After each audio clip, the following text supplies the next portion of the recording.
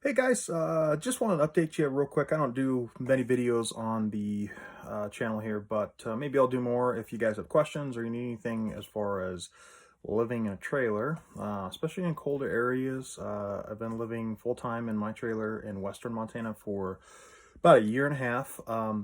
Basis of this video, though, I wanted to just do a quick update on the wood stove that I installed. They'll show it to you here in just a second. Um, but basically, if you go to my profile or page or whatever on a previous video, it shows you my complete install of the stove. But anyway, been using the stove while in the trailer for the past year and a half. Obviously not throughout the summer, but definitely in the fall, spring, and the winter months. And it has been honestly the best investment I've made so far in this venture, as you might call it. And there's just no way that I could live in a trailer, or if it was a fifth wheel, if you had a fifth wheel, whatever, it doesn't matter, without it. I highly recommend it because propane heaters and even the furnace that comes with this is a new trailer, a year old, I guess now, and it's got all the best stuff at the time when I bought it. And it's a 35,000 BTU furnace, I believe, and it runs and runs and runs. So even with the trailer skirted and everything, I don't take any extra precautions as far as covering the windows or anything because the wood stove just does an exceptional job keeping the trailer warm. Um, but yeah, that being said, a propane heater is just going to run and run and run. You're going to burn through propane. Propane in the winter months, if you don't already know, is super expensive. Here, I think it's like $4 a gallon. It's ridiculous.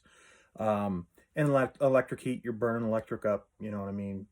It's just running heaters. Plus, it's not really that safe. And you're like, oh, well, a wood stove was not that safe. Well, if you do it right, it is. I'm a firefighter, so I mean, I've consulted a lot of people as far as once I installed the wood stove, plus I know what to look for. So that being said, it's been, again, the best investment I could ever recommend to anyone if you're planning on living, stationary, first of all, in your trailer. If you're traveling, it's probably, if you did a little stove or something, I think they make, I can't remember what they're called.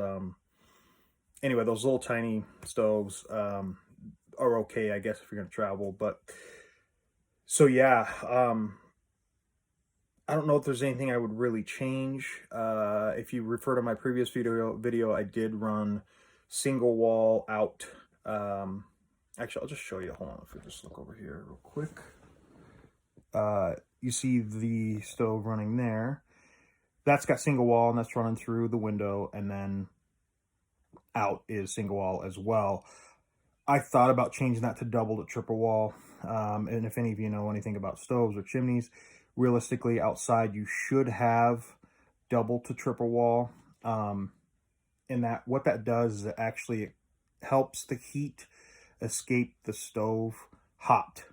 So that means if the heat and smoke is hot all the way expelling out of the top of the chimney or stovepipe, whatever, it's going to keep the pipe from creosoting. So creosote, if you don't already know, if it builds up, it can cause a chimney fire. Uh, Being a firefighter, we do get a lot of chimney fires this time of year when people first start heating up their stoves. Wow, I cannot talk.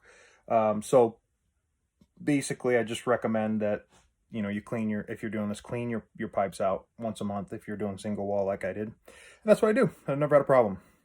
And quite honestly, like I said, if you refer to the previous video, and if you'll see what I did on the outside. If you make it easy to clean out, it's not hard at all. You just put a T cap on there. It's super simple. So anyway, I didn't change any of that, but there is not a one thing I would change with the stove as far as doing it. I highly recommend it. I will, however, give you some pointers as far as wood goes. Depending on where you live, it may be very accessible for you. For me, it's super accessible to go cut wood in the mountains, but it's a lot of work. And if you don't have the time to go out and buck up wood, pull it out of the mountains, cable it out, throw it in the back of your truck, and then buck it up with a saw, I mean, there's a lot of investment in that.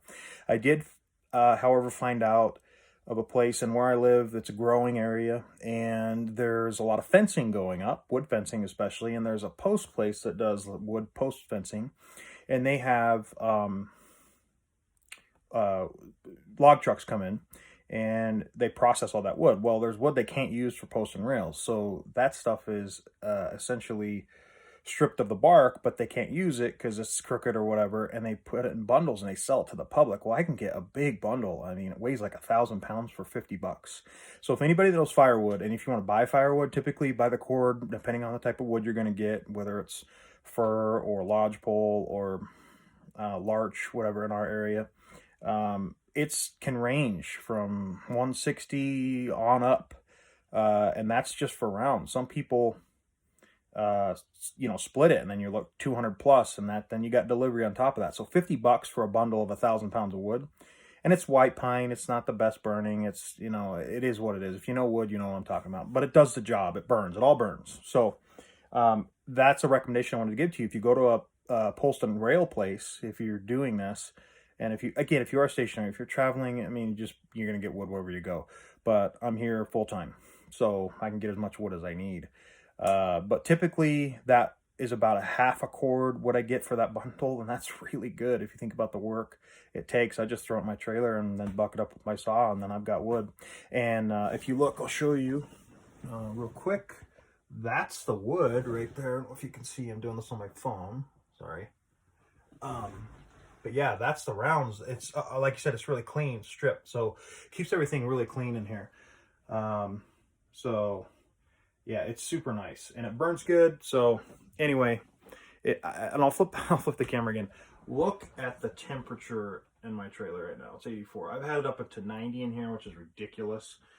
This is a trailer, by the way, just a quick shot. I don't know if this is helpful, but my dog down there.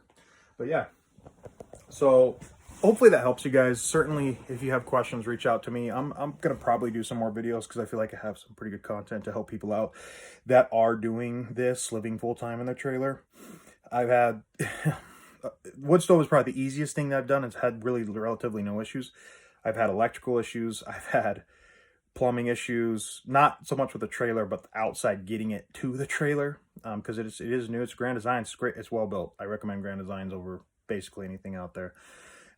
Anyway, so I'll update on that stuff, how to do your hose, how to, because I've had negative temperatures and I've ran water and it's been no problem, but there is a certain process behind it. Electrical, different things, how I skirted the trailer. So yeah, again, shoot me any questions you guys have. I'm certainly happy to help out. Really appreciate you watching my video. I'm sorry if it was hard to watch. I don't have any camera equipment, so I may get some if the channel gets bigger. But yeah, thanks guys. I'm shooting this on Thanksgiving, so if you happen to watch, happy Thanksgiving, happy holidays to you. 2020, it's been a rough year, but I'm not wearing a mask, sorry. Whoops. Anyway, you guys take care. Thanks for watching.